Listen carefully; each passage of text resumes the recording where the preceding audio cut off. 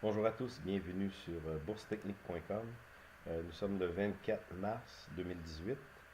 J'aimerais faire un bilan de la situation de ce qui s'est passé cette semaine sur les marchés.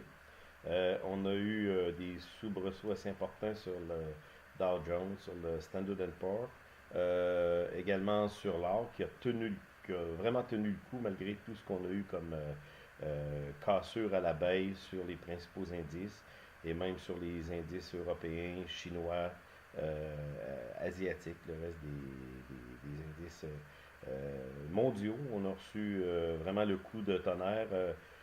Sur le Dow Jones, on a perdu jeudi 720 points. Hier, on a perdu 400, je pense 50 points. En tout cas, on a perdu beaucoup, beaucoup de points. Ça a été un coup assez dur pour les indices, comme on avait vu dans nos précédents posts.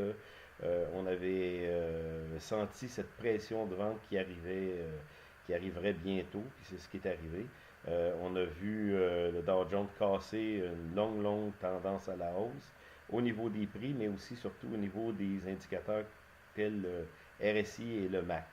On est encore en position de surachat, mais évidemment, le marché est en train d'essouffler. Puis ce que ça va causer, ben, c'est des problèmes à long terme. Est-ce qu'on va vivre une consolidation, une longue consolidation, ou est-ce qu'on pourrait vivre un crash? Lundi, tout le monde attend avec crainte ce qui va arriver lundi, mardi, mais peut-être plus lundi. On pourrait peut-être vivre un lundi noir qui pourrait vraiment être catastrophique pour un bon bout. La question qu'on doit se poser depuis l'élection de Trump, le marché est monté en flèche et on n'a pas eu de ralentissement dans cette tendance à la hausse. Au contraire, le marché a toujours été acheteur et les derniers mois, ce qu'on a vu octobre, novembre, décembre, jusqu'en janvier, c'était vraiment de l'effervescence, de l'euphorie sur tous les médias traditionnels. Tous les vendeurs de fonds nous disaient acheter, acheter. Encore aujourd'hui, ils disent de ne pas vendre. Ben, c'est la moins bonne chose à faire, je pense, dans un marché qui a cassé comme ça.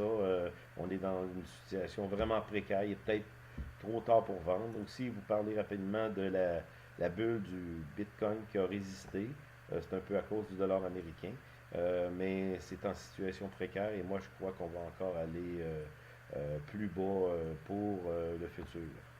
Euh, OK. Donc, on va aller tout de suite aux indices. On va regarder ça rapidement. Comme je vous avais dit, l'or a très bien non seulement résisté, mais a pris du galon cette semaine. C'est l'écran. A pris du galon cette semaine et c'est un peu comprenable à cause de la peur, surtout à cause que ce qui doit se passer à la fin du mois où ce que les Chinois vont commencer à faire des transactions, achat de pétrole russe avec du yuan adossé à l'or, ça va changer beaucoup, beaucoup la donne au niveau du pétrodollar. On a des grosses craintes au niveau mondial depuis utiliser le dollar américain comme base pour acheter les matières premières, dont en premier le pétrole. Donc, ça pourrait vraiment, vraiment propulser le prix de l'or dans de nouveaux sommets. On a une cassure ici qu'on voit une résistance qui est entre 1350 et 1370 cette résistance doit absolument être brisée pour, pour que la tendance poursuive une montée. On va regarder rapidement le Dow Jones. Dow Jones ici, là c'est mon graphique mensuel. Vous voyez très très bien la cassure ici que j'ai tracée sur le RSI. Au niveau du MAC, c'est la même chose. On commence à avoir un revirement. Par contre, on est encore en surachat à long terme. Donc, ce qui me fait penser qu'on pourrait connaître une cassure, non seulement une poursuite de la tendance baissière, mais il n'y a pas de support avant les 18 000 points. Là. Fait que, non, on ne peut pas s'attendre à un retournement cette semaine ou les prochaines semaines. C'est à suivre. Le Standard Poor's, c'est la même chose. On est encore sûr ici sur une tendance long terme. Au niveau de l'Europe, je vais voir le DAX par exemple, c'est la même chose. En tendance baissière, le CAC, tendance baissière aussi. Je vais aller regarder plus rapidement. On va y aller aller sur le graphique hebdomadaire avec les moyennes mobiles 20-50. Regardez très très bien, on voit très très bien la situation. Je retourne par exemple sur Standard & Poor's. Ici, on voit qu'on est surtout le RSI qui est vraiment épeurant de la manière qu'on voit ça sur une base hebdomadaire.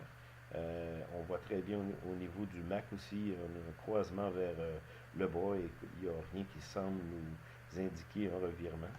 Au niveau du Bitcoin, rapidement, ce qui s'est passé cette semaine, on avait eu une montée, ça s'est produit en fin février jusqu'à 11 000 points, mais là on est redescendu vers ce que je pense va poursuivre, les bitcoins et les autres crypto-devises vont poursuivre leur descente et c'est ça qu'on a entamé. On pourrait se rendre en bas du creux de 6 000 points ici. On pourrait aller 5 000, je ne sais pas comment, mais c'est sûr qu'on va poursuivre une descente. À mon avis, les crypto-devises, comme je vous ai dit, c'est pas là pour rester. Il y en a trop, puis ça n'a aucune valeur dans l'économie réelle. Donc, c'est porté à disparaître à court moyen terme. À long terme, on pourra voir et analyser la situation, parce que la blockchain peut être utilisée, mais pas pour l'instant. Au niveau de l'or, je vous en ai parlé, mais je veux vous parler plus particulièrement des orifères encore. Je reviens encore là-dessus. Les orifères, c'est sûr que cette semaine, c'était une semaine positive. Mais si on regarde à long terme, on n'a pas eu une montée extraordinaire cette semaine.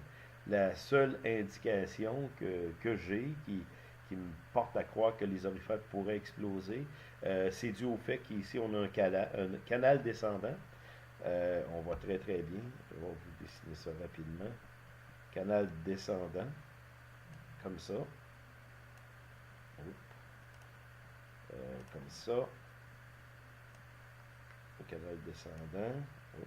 Comme ça ici. Et puis, ce canal descendant, si on regarde un peu ce qui s'est passé en 2016, là, fin 2015 au début 2016, le canal qui s'en allait lui aussi en descendant a cassé à la hausse avec du volume, ce que ça a provoqué. Là, je regarde le GDXJ, mais je pourrais regarder le GDX, c'est la même chose. Les autres indices principaux de l'or et des métaux précieux, c'est la même chose.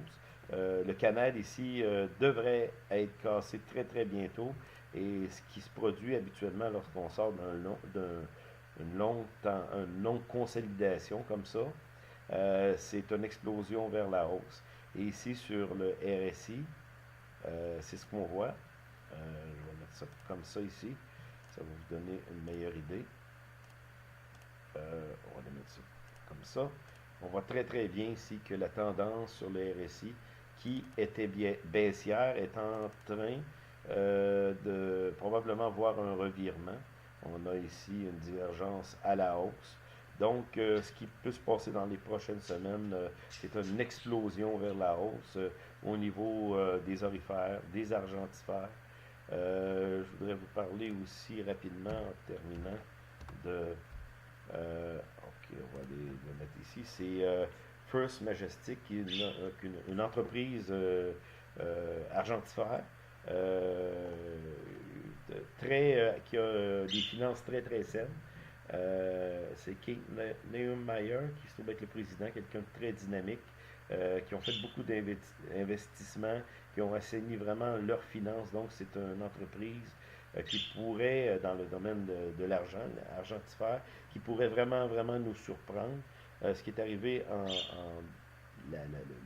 le début de la tendance haussière qui a avorté au début de 2016, on est passé de 3 à 17 en quelques mois. Ensuite, on a eu une correction, une bonne correction, mais là, on se retrouve dans une situation semblable. Donc, ce que je pense, c'est que cette action, First Majestic, comme beaucoup d'autres actions dans le domaine des orifères et argentifères, pourrait exploser à la hausse. C'est ce qu'on voit au niveau du RSI aussi. On voit très très bien que le creux a été fait et là, on semble vouloir connaître un revirement. mais c'est à suivre. C'est vraiment, vraiment à suivre ce qui va arriver.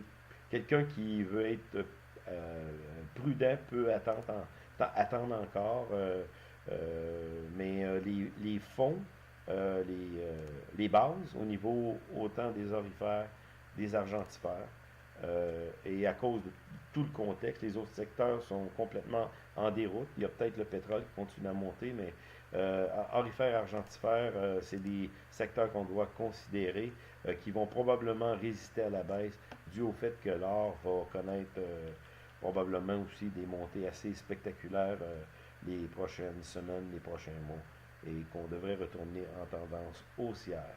Donc, c'était Jean-Claude Larochelle pour Bourse Technique. Merci.